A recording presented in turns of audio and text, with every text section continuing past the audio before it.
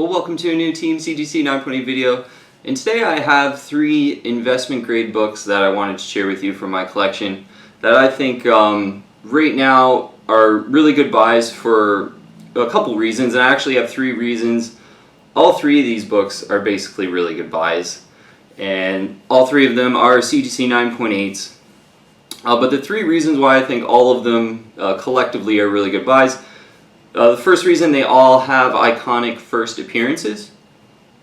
So, you always want to have that kind of tangible reason to buy a book, and when you have an iconic first appearance or like an origin, those are those key issues that all collectors are going to be hunting for a really long time. So they're a little bit easier to sell when you want to sell as well. So all of these issues have iconic first appearances. All of these issues are iconic brands, I think, as well. Being X-Men, Star Wars, Batman, I think all 3 of those brands are complete super iconic brands that are going to be around for years and years and years. And that kind of leads into the third reason, is there's no real hype right now with these 3 brands. So being so iconic, they are going to be around for a year, 20, 30, 40 years down the line. And right at this moment, there's no real hype for these brands, so you can be pretty confident that you're getting like a normal market price for your book. Whereas if there was a lot of movie hype or whatever it might be, something in pop culture inflating a book, generally I recommend to kind of stay away from those kind of books. So all 3 of these books don't really have too much going on right now, so you can feel safe that you're kind of paying a normal price, which is what I always do, because then you buy these books when they're a normal price and you love them, and then 10, 20 years, whenever it might be, a movie's going to come out somehow, or whatever it might be relating to a lot of these issues, I would imagine. And then at that point, you'll kind of have the power of, do I want to sell it, or do I want to keep it and just watch the price go up, and then I'll feel really good about it. So it's way better to be in that position than to be like rushing out to like buying some of these new books in like a hot environment, or a hype-filled environment. Okay, so let's get right to the books though. So first one I wanted to talk about is Star Wars #1, and the reason I really love this issue and really recommend this issue as an investment grade issue, it's a book from the 1970s. Most books in the 1970s are almost impossible to find in the 9.8 white pages. Now, Star Wars, the whole series of comic books were very highly printed, I would say, in the 70s. It was a really popular book. So for a 70s book, there's still quite a lot of these, but because it's from the 70s, it's still very rare in this super high grade CGC 9.8. So just looking on the CGC Census, you can see that within the 9.8 ratio. So of all graded copies of Star Wars #1, only 7.5% are CGC 9.8s. And that's a really low ratio, and lower the better. Lower the better. So, once you get under 10, that's really, really rare. 7.5, super rare in the 9.8, really hard to find in super high grade 9.8. There are only 569 9.8s on the CGC Census. I would assume a lot of those are off-white to white pages too. So this one being white pages, this one's like perfectly centered as well. Such an amazing example of this book. I was so happy to pick this up kind of late last year, I believe it was, maybe early this year actually. So Star Wars #1 looks amazing on the Census. Again, anything under 10% of all graded copies being 9.8s is really rare. This in the 7.5%, 1 of 569. First appearance of Star Wars in comics. Another cool tidbit about this comic, a lot of people think like the movie came out and then they made the comic because the movie was so popular. Star Wars #1 comic actually came out before the movie, so it really is sort of a first appearance of Star Wars in comics, like a legit first appearance of Star Wars in even pop culture, I would say. Whereas some movies, or some comics based on movies, the movie comes out and then it's a really big hit, and then they make a comic because it's such a big hit. So this actually happened the other way around. So this is, I believe, a legit first appearance of Star Wars whereas some people can make a different argument for some other movies. But yeah, now for how iconic this issue is, and just, you know, everything we went over, just being on the census, very rare, I think it's actually a decent price still. And I mean, you'll probably laugh, because for me, I paid for this book about $950 US. So obviously expensive, it's still super expensive, but I think for a first Star Wars, how iconic this book is. Obviously this one being in the 30-cent variant, this is a first print in the 30-cent. The 35-cent one, there was like 1,000 copies made, and I know that one, there is no 9.8s on the census. I just looked, there's a few 9.6s, and those 9.6s go for $30,000, $40,000, like just ridiculous prices. So that's clearly out of my price range, most people's price range. But for $1,000, this I think is a legit investment grade book. For $1,000, or, you know, I paid $950. A lot of times you see buy it nows for, you know, $1,200, $1,300. So certainly, you know, you could maybe pay a little bit more than the $950. I think I got a pretty decent deal. And you know, every now and then I think you see if you know, maybe a lesser known seller throws up an auction of one of these, you could get lucky and get one for under $900. You know, maybe in the $800-ish range. That would be a steal, I think.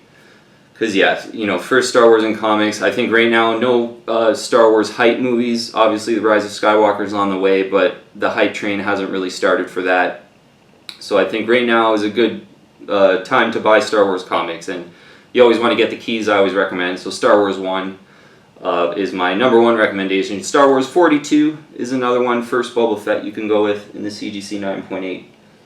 But yeah, for a serious investment book, I think Star Wars in the CGC 9.8 is like, you can't go wrong, really. I think over time it'll really show its value. Being now it's about $1,000, and 20, 30 years down the line, I can see Star Wars 1 being worth a lot more than $1,000 in CGC 9.8. Okay, next book is X-Men number 121, which is the first full appearance of Alpha Flight. I was lucky enough to get like this amazing copy of this book. It really is so pristine, perfect centering. Yeah, colors just jump out. First appearance of Alpha Flight. I am Canadian, so I kind of got a, you know, I'm not like the hugest Alpha Flight fan, but you know, I thought when this book popped up from a seller in Canada, and I always like to try to buy within Canada, so then I don't have to like ship it over the border and everything. But yeah, first full appearance of Alpha Flight in this issue. Really cool cover. This particular example is amazing, and the white pages, such a nice copy. Looking on the CGC Census, there's 271 of these in the 9.8. Some of them being off to white pages, like quite a few of them too. So for me, you know, 271, this is probably about a 1 of 200 item in the CGC 9.8 white pages. This issue looks amazing again. There are generally quite a few, you know, 121s, X-Men's on the internet, I find on eBay for buy it now prices, and none of them are looking as good as this one. That's kind of why I purchased this. I just popped up in Canada, wanting to expand my X-Men collection, saw that it was a really good price, and then kind of compared them to some of the other ones, buy it nows out there. And the price was right, and the issue looked a lot better than every 121 on eBay. So I was happy to kind of grab it. 12.6% of all graded X-Men 121s are 9.8. That's a pretty great ratio. This book being in 1979, so you're getting a little older, you know, out of the 80s, late 70s. So you expect that ratio to go down. 12.6, I think, is a respectable, you know, pretty rare ratio for a book like this, key issue. And yeah, to have 271 only of these, and it being a key issue, a first appearance of Alpha Flight, first full appearance of Alpha Flight. Obviously 120, X-Men 120 with the first kind of cameo appearance of Alpha Flight, and X-Men going to Canada. That's a really popular cover with Wolverine going back to Canada, and that one is more expensive than this book. And one I would pretty much recommend too.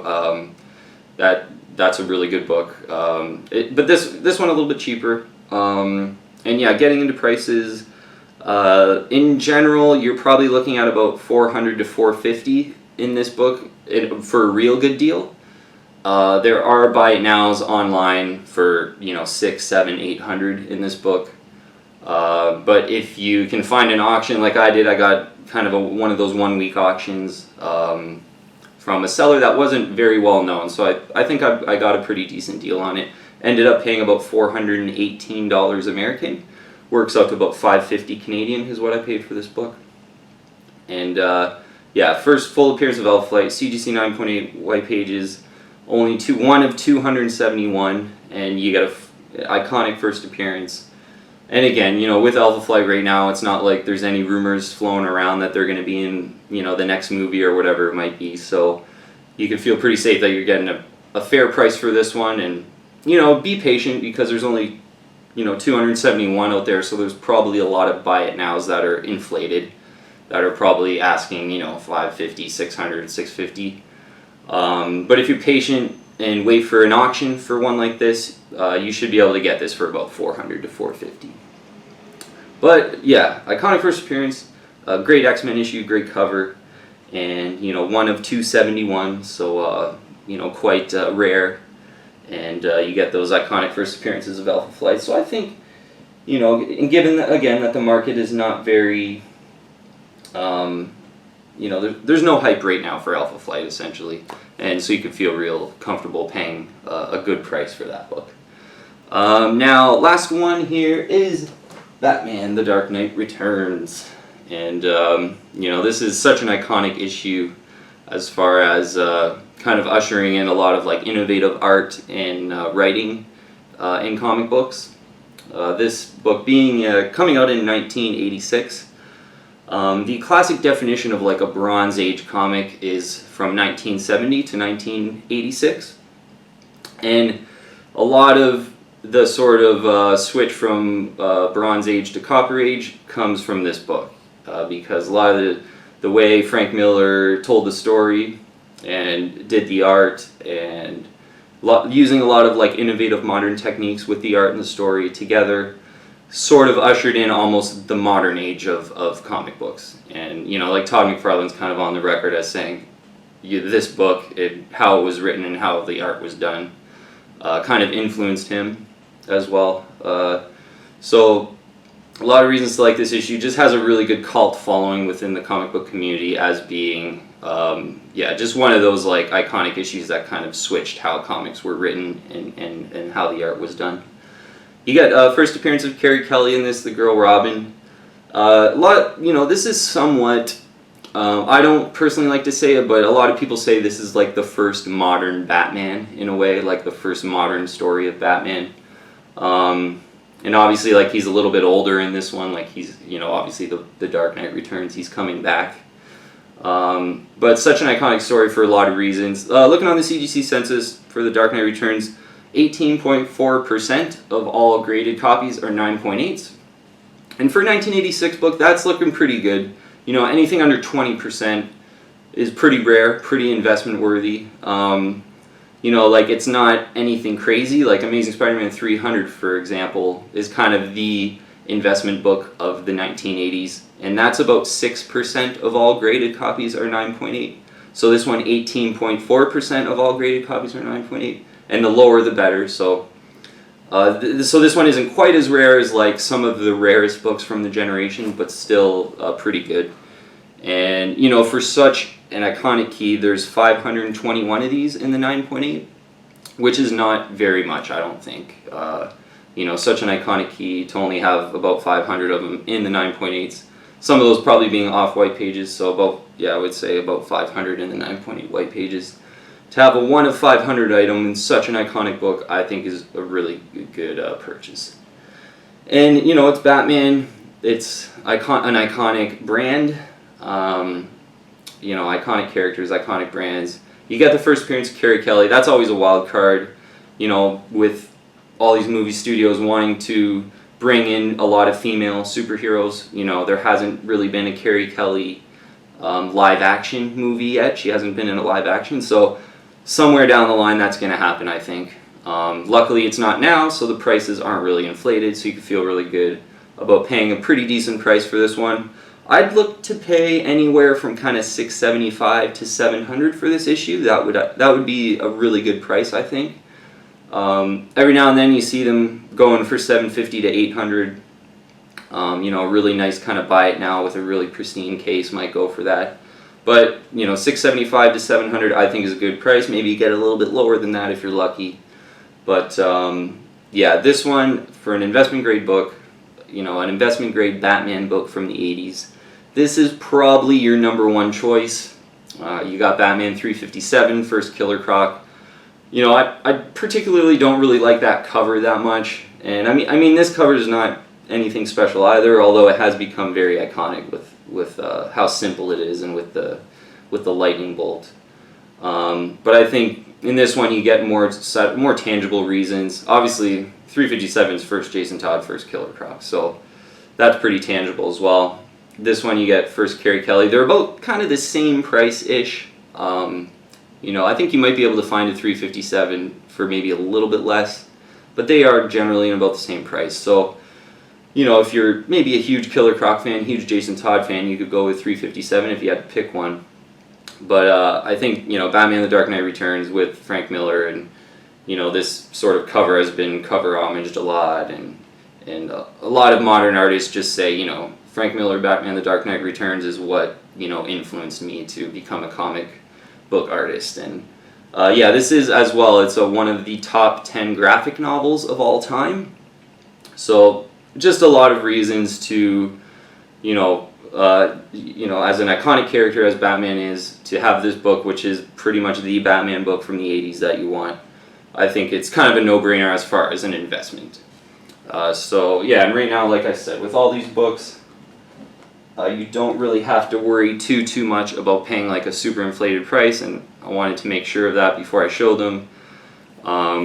You know, like right now, you know, it's actually kind of a pretty decent time to buy a lot of things right now, I would say. I could have easily kind of brought out my Spider-Man books, my Amazing Spider-Man 300, CGC 9.8, that I could have easily brought out, because we're kind of in between Venom movies, so there's not too much hype on that. Although there probably might be a little bit of a raise in price, you know, with that Venom 2 movie coming on. So easily could have brought out that one, but wanted to share just something a little bit different. And you know, I think with X-Men, Star Wars, and Batman right now, there really is like no hype that's going to artificially inflate prices for like a short period of time. So, you know, it wasn't an accident that I chose these 3 books. But okay, that's going to be about it for today. And yeah, if you are an investor, if you're looking to buy comics from the 80s and 90s, or you know, even from the 70s, here are these 2. And you know, personally, I recommend, if you know, maybe you do have a large chunk of money, I always recommend to go with the CGC 9.8 white pages. You know, be patient. A lot of times they're pretty hard to find, but you know, if you do have kind of a larger sum of money and you want to sort of build a portfolio of comic books, I guess, you know, I'd recommend to stay with the CGC 9.8s as long as you can afford them. And these, you know, being, you know, Star Wars about $1,000, this one being about $500, this one being about $600-700, they're all somewhat affordable in the CGC 9.8 if you are an investor thinking about it. So I think there's no reason to like go with a 9.6 or 9.4 unless it fits your budget. I mean, certainly buying, you know, 9.4s and 9.2s are better than not even buying the book. So you know, yeah, totally. But again, if you know, if maybe you've sold some stocks or you sold some part of your portfolio to like diversify into comic books, I'd recommend to stick with the 9.8s.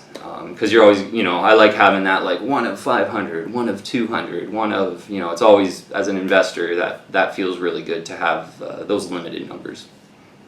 Okay, we're not blabbering on. I think I got through everything. Prices and CGC Census, really delving into these books, which I think are 3 great investment grade comic books in the CGC 9.8. But thanks so much for joining us today, and if you haven't already, please subscribe to Team CGC 9.8 and join the team, and hit that bell too, because you know, we're getting through about 5 videos a week here, and you know, almost about a month and a half we've been through with the channel. So still in the early stages, need all the subscribers we can get. So really appreciate if you would subscribe to the channel. But that'll be all for the video today. Thank you very much for watching, and I'll see you on the next one.